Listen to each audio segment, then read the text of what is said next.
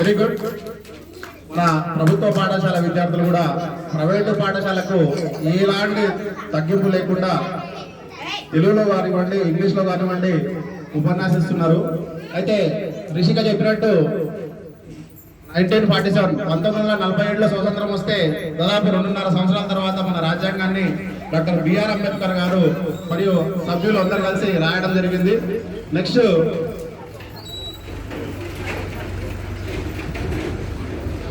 మంజుల వీరుల స్వతంత్ర సమరయోధులు కానివ్వండి, రాజ్యాంగం రచించడంలో వీరుల యొక్క త్యాగం కానివ్వండి, తన స్పీచ్ను వాళ్ళ గురించి ఇవ్వాల్సిందిగా స్వాగతం పలుకుతున్నాం. ఒకసారి క్లాప్స్ కొట్టాలి. స్పీచ్ ఇవ్వడానికి ఎవరు వచ్చినా వాళ్ళ క్లాప్స్ కొట్టాలి. ఓకేనా? రైట్.